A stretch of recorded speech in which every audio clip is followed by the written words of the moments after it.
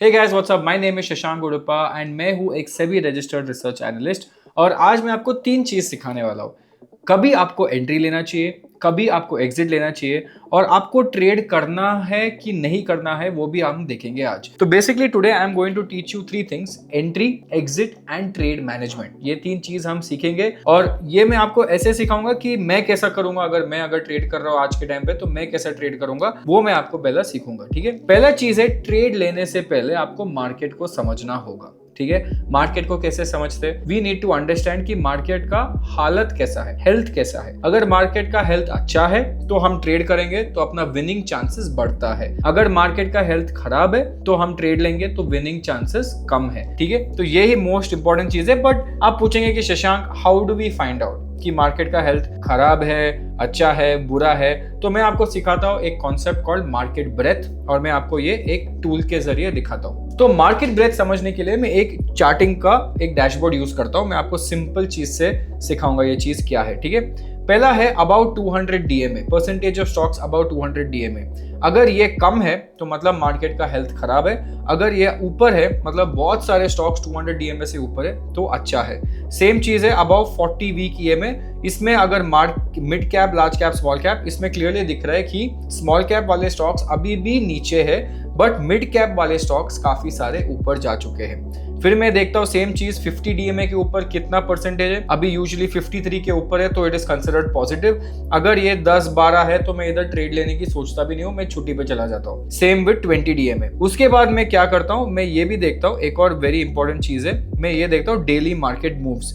अभी daily market moves क्या है, ये बताता है मुझे दिन में कि कितने सारे stocks about 3%, below 3%, about 5%, below 5%, about 10%, below 10%। Now why is this important? अगर मैं आज का देखूं, आज दिख रहा है कि बिलो 3% 230 एंड अबाव 117। मतलब अगर आज मैं एक ट्रेड लेता हूं तो मेरा चांस ऑफ लॉस ज्यादा है बिकॉज 230 स्टॉक्स वेंट डाउन। अगर मैं ये चीज 10 जुलाई को देखूं जिसमें अबाउट 3% 324 था and only 58 stocks were low, तो मेरा chances of victory was higher here. In fact यहाँ पे आप देखेंगे तो अबाउट 10% भी बहुत ज्यादा स्टॉक्स थे, राइट? ये भी है, देखो 423 55। बट अगर मैं 8 जुलाई को ट्रेड करता तो मेरा chances of loss almost guaranteed ही था, मतलब 687 सारे के सारे स्टॉक्स गिर गए थे और सिर्फ 80 स्टॉक्स ऊपर थे।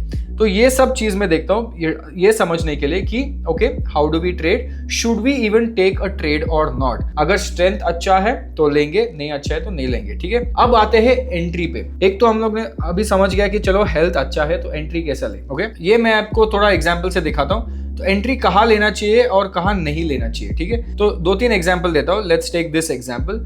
अगर आपका स्टॉक, राइट, एक सिंपल रूल मैं आपको समझा देता हूँ। ये येलो लाइन जो है ये है 20 डे मूविंग एवरेज। अगर आपका स्टॉक 20 डे मूविंग एवरेज से बहुत ज्यादा ऊपर है, किधर भी कभी भी, राइट, फॉर एग्जाम्पल ये देखो, यहां से यहां तक 20% का डिविएशन था। जब भी आप ऐसा देखेगा स्टॉक को, be careful, try not to take a new entry, right? Always wait कि the stock is moving average hugging, मतलब स्टॉक ऐसा जोन पे आ जाए कि वो मूविंग एवरेज को टच करके फिर रिबाउंड मारे, राइट? ये हम लोग ने में एक और वीडियो है EMA सर्फर्स, अगर आपने देखा होगा तो उसमें हेल्प करेगा। तो ये देखो, इसमें भी सेम चीज है, जब भी आप मूविंग एवरेज से करीब हो तभी एंट्री बनना जरूरी है। अगर बहुत ज्यादा ऊपर जा चुका है स्टॉक तो मोस्ट लाइकली क्या होता है, स्टॉक ऐसा करेक्ट करने वापस आ जाता है मार्केट में। ठीक है, तो वो चीज पे आपको थोड़ा संभाल के रहना पड़ेगा, क्योंकि कभी कभी क्या करते हैं, मुझे पता है, लोग बहुत ज्यादा एक्साइटमेंट में स्टॉक्स ले लेते हैं, फिर वो स्टॉक क्या होता है, सेम चीज बहुत ज्यादा स्पीड में नीचे भी आ जाता है। नेक्स्ट आते हैं स्टॉप लॉस पर। मुझे पता है कि बहुत लोग स्टॉप लॉस लगाते भी नहीं। उन लोग एक टारगेट है, fix target, fixed reward, but stop loss mentally रखते हैं। उन लोग GTT लगा के नहीं रखते या उन लोग लिमिट ऑर्डर लगा के नहीं रखते और उस पे ही प्रॉब्लम होता है। मैं आपको एग्जांपल देता हूँ। एक कंपनी है आज बजाज कंज्यूमर बोल के, इसका कल बहुत बढ़िया रिजल्ट आया था, बहुत अच्छा रिजल्ट आया था एंड मार्केट मतलब फ्लैट था बिकॉज वो ऊपर भी गया था इतना।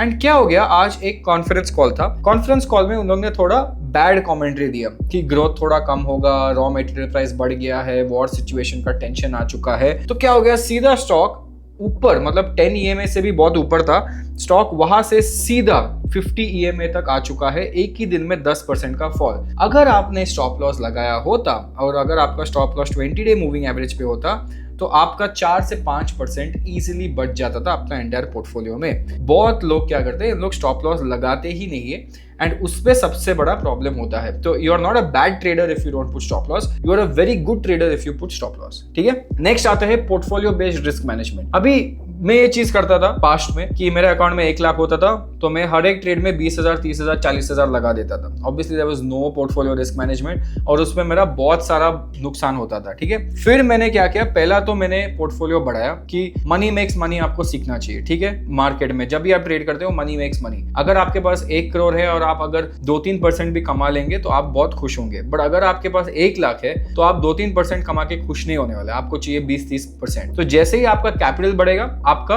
अबिलिटी ऑफ टेकिंग रिस्क भी बढ़ेगा और बेटर भी होगा। तो अगर आपके पास 10 लाख का पोर्टफोलियो है तो आपको ऐसा कैलकुलेशन करना चाहिए और मैं ये करता हूँ। मेरे पास 10 लाख का पोर्टफोलियो है, मैं हर एक ट्रेड में सिर्फ 10% लगाऊंगा और अगर मैं 10% हर एक ट्रेड में लगाया और गलती से मैंने वो 10% पूरा वो 10% का ट्रेड, सोचो 1 लाख है, 10% डाला तो मैंने 10,000 रुपए डाला एक ट्रेड पे। सोचो वो ट्रेड खराब गया, मैंने स्टॉप लॉस भी नहीं लगाया, सब कुछ खराब था और वो ट्रेड 10% डाउन चला गया और मैं एग्जिट किया 10% लॉस पे। 10% लॉस बहुत होता है ना ट्रेडिंग में, बट बिकॉज मैंने पोर्टफोलियो मैनेजमेंट सीखा है और मैंने पोर्टफोलियो मैनेजमेंट अच्छा रखा था तो मेरा 10,000 रुपए जो इन्वेस्ट किया था उसका लॉस आता है सिर्फ 1,000 रुपए। अगर मैं 1,000 रुपए देखूं मेरा पूरा 1 लाख का पोर्टफोलियो में तो मेरा एक्चुअल लॉस हुआ है सिर्फ 1%, right? It is not a big amount that I have lost, so I can live to fight another day बोलते हैं ना। तो मेरा अभी पोर्टफोलियो 1 लाख से 99,000 पे आ चुका है, तो मैं वापस कल आके इसको रिकवर करने की कोशिश कर सकता हूँ। बट अगर मैंने यही चीज गलती से 10,000 के बजाय 25,000 या 30,000 लगाया होता तो मेरा एक ही दिन में 3-4% पोर्टफोलियो उड़ जाता। नाउ प्लीज अंडरस्टैंड, आपको लंबा खेलना है, आपके पास 365 डेज है इंडेक्स को बीट करना। इंडेक्स का एवरेज होता है 12, राइट? तो आपको ऐसा सोच के खेलना चाहिए कि भाई मैं लंबा खेलूंगा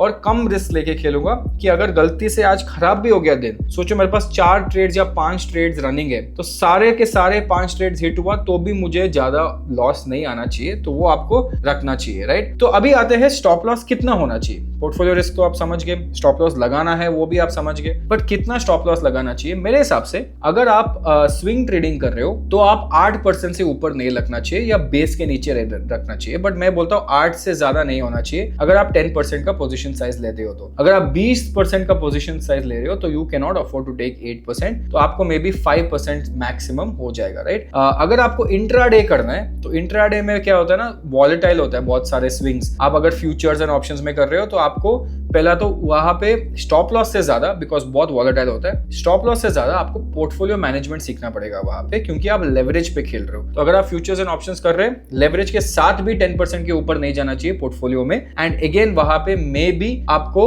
10 से 15% का ही स्टॉप लॉस मैक्स, वो भी ज्यादा है बट क्या कर सकते हैं, आप लेवरेज के साथ खेल रहे हो तो 10-15% का वेरिएशन रखना पड़ेगा। बट अगर जब मैं खेलता हूं तो मैं 8% से ज्यादा कभी नहीं रखता हूं, क्योंकि मेरा लॉजिक सिंपल है कि अगर मैं कोई स्टॉक में इन्वेस्ट किया और वो 8% नीचे गया तो डेफिनेटली मेरा थीसिस और मेरा स्ट्रक्चर इनवैलिडेट हो गया। 8% नीचे गया तो अभी मैं पागल तो नहीं हूं कि बोलूंगा कि चलो मे बी आज ऊपर आएगा, मे बी कल ऊपर जाएगा, नहीं, खत्म, वापस ऊपर जाएगा तो वापस आएंगे स्टॉक पे। बट अभी के हिसाब से मेरा जो थीसिस था वो इनवैलिडेट हो गया है, ठीक है?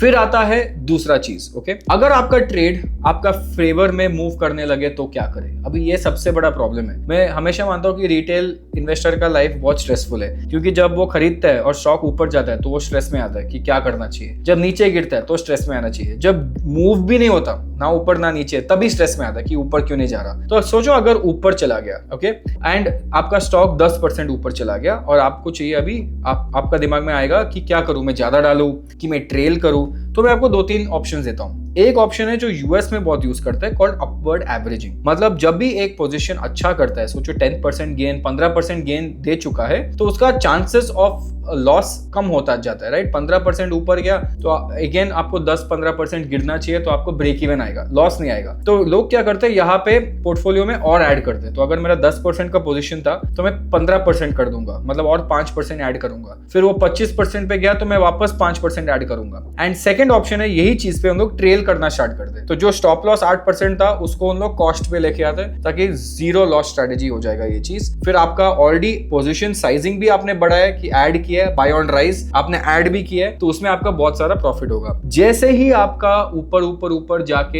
एक मूविंग एवरेज ब्रेक करता है या एक नेगेटिव साइन दिखाता है जिसमें sellers become better than buyers, लंबा ग्रीन रेड कैंडल आता है, तो प्रॉफिट बुकिंग करना स्टार्ट करो। लॉट ऑफ पीपल क्या करते हैं, प्रॉफिट बुक नहीं करते, पूरा बुक कर देते, दे बुक द एंटायर प्रॉफिट। आई से डू प्रॉफिट बुकिंग, मतलब एक रूल बनाओ इस पे कि कितना प्रॉफिट बुक करना चाहिए, 20%, 30%, 40%। तो आपके ऊपर है, आपको अगर लग रहा है कि 10 डे एवरेज ब्रेक हो गया तो मैं 10% निकालूंगा, 20 डे मूविंग एवरेज ब्रेक हुआ तो मैं 20% और निकालूंगा। तो ऐसा आप फेज आउट करके जब तक आप 50 डे पे आ रहे हो आप कंप्लीटली आउट हो चुके हो, राइट। नहीं तो क्या होता है, कभी कभी वो एक बड़ा सा रेड कैंडल देके अगला दिन वापस रिकवरी कर देता है। हम लोग ने देखा था एक एग्जांपल में, क्यूपिड में यही चीज हुआ था, आपको मैं दिखाता हूं चाहिए तो सेम चीज हुआ था ये चीज, ठीक है।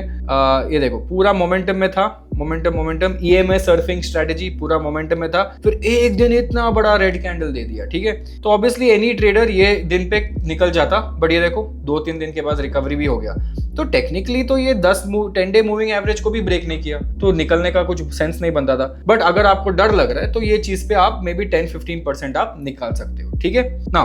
दूसरा एक और प्रॉब्लम है बहुत लोग का कि उन लोगों को बहुत अच्छा लगता है स्विंग ट्रेडिंग के टाइम पे स्टॉक जंपिंग करना। स्टॉक जंपिंग मतलब उन लोग इतना फास्ट खेलते हैं कि 2, 3, 4, 5 ट्रेड एक साथ लेके बैठते, फिर हर एक ट्रेड को जल्दी एग्जिट करके दूसरा स्टॉक में रोटेट करते, फिर उसको एग्जिट करके दूसरा स्टॉक। बहुत कॉम्प्लिकेटेड होता है। अगर आप स्मार्ट ट्रेडर्स को देखेंगे उन लोग सबसे बेस्ट सेटअप्स ही लेते हैं, मतलब 10 स्टॉक में से उन लोग सिर्फ 2 या 3 पोजीशन होल्ड करते हैं और अच्छा खासा होल्ड करते हैं। कभी कभी उन लोग 10% भी नहीं, कभी कभी 15-20% पोजीशन साइज भी खेलते हैं लॉन्ग टर्म स्विंग में अगर खेलना है या मीडियम टर्म में, but they don't hold 15 stocks या 10 स्टॉक्स। उनके पास 3 होगा या 4 होगा, बस 4 स्टॉक्स में स्विंग ट्रेडिंग कर रहे हैं लोग। बट ये प्रोफेशनल लोग हैं, ऑब्वियसली टाइम लगता है इन लोग को सीखने में। बट मेरा मेन रीजन ये था कि I make this video for you to understand कि प्रॉब्लम्स कैसा सॉल्व करें। एंट्री का प्रॉब्लम सॉल्व किया हम लोग ने, एग्जिट का किया, स्टॉप लॉस का किया, ट्रेड मैनेजमेंट का किया, पोजीशन साइजिंग का किया। बिकॉज हम लोग ने बहुत सारा वीडियोस इंडिकेटर्स पे बनाया, but I thought nobody has done a video on the simple rules of trading. So I hope ये वीडियो देखने के बाद आपको थोड़ा सीखने को मिला,